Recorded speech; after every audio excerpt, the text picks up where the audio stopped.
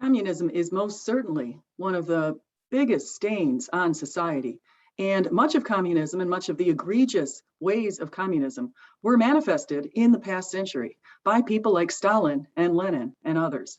Mao Zedong, of course, in China, and we had Pol Pot in Cambodia. Together, these people killed approximately 120 million people. Yet some people romanticize communism as if it's a good idea, as if it's going to solve all of the problems that might stem from capitalism, as if greed is going to be leaving the hands of everybody and we're all going to live in some sort of utopia where we're all at the same level. Of course, communism does breed two classes, the very rich and the very poor. And everyone in the middle oftentimes is slaughtered. That was detailed quite well by Alexander Solzhenitsyn in his book, The Gulag Archipelago. What he talked about was the people who had potential, oftentimes were rounded up and thrown into the prisons. People who were Christians could be gunned down on sight. You had people thrown into the prisons merely because they disagreed with the Communist Party and their children ratted them out. You have a lot of different situations where people were tossed into prisons. And as Solzhenitsyn detailed, oftentimes in these prisons, you might have a presence of one bucket that's shared by 50 different prisoners because they didn't have enough money to buy more buckets for people to relieve themselves. Quite disgusting situations going on there. They would torture people by having them sit on a stool for days on end, giving them no option to go to the bathroom or, of course, have any food or drink or anything else. They did a number of other sorts of things to torture people. And of course, if you were lucky enough to be a farmer, you had to grow the crops. And of course, all of your crops would have to be shipped into the cities. If you were so bold as to actually take some of your own crops, some of your own produce, and you might do this in the middle of the night because you had to be undercover doing it. If you were so bold as to do something like that and you were caught, you would be, of course, thrown into the prisons. So little children who tried to do that for their parents were also thrown into prisons. Communism knew no bounds. It still goes on today. It's still practiced in places like China. And you can see right now, China is moving to a very authoritarian way. Okay, we've got 1.8 billion people who are Muslims, ethnic Muslims called Uyghurs, who have been locked up in the equivalent of a concentration camp in China.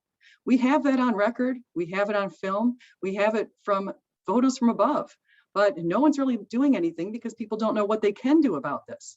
Well, we know what we can do here in the United States. We need to educate people on exactly what happened in the past century with respect to communism. One of the reasons I'm pointing this out is because we have evidence that some of our young folks seem to think that communism is a good idea.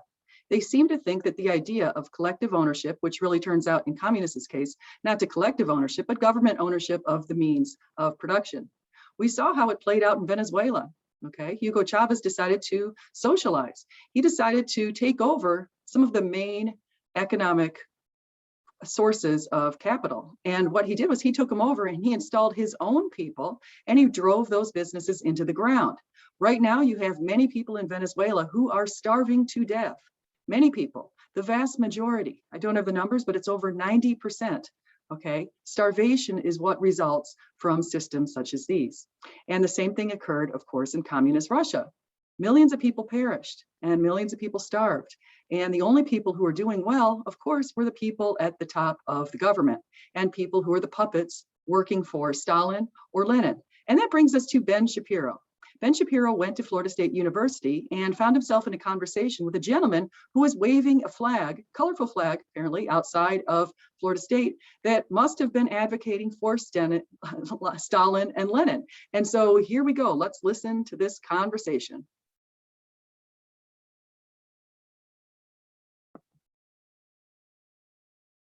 Massive mandatory spending programs. I have to ask you a question. Were you the guy before who I saw a picture of holding the very creative flag?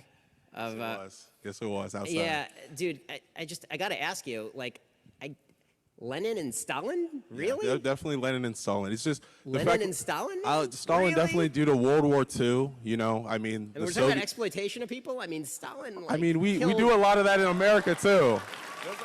I live in Tallahassee. There's a lot of exploitation. I used to work at a lot of places, and there's a lot of poor people. Were you gulagged though?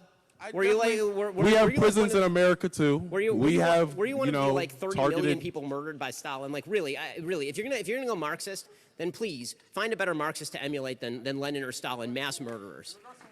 Amen. Kids, please go back and read. right now I'd like you to use this if you haven't read it yet. It's called The Gulag Archipelago. It details what happened. Solzhenitsyn risked his life to write this.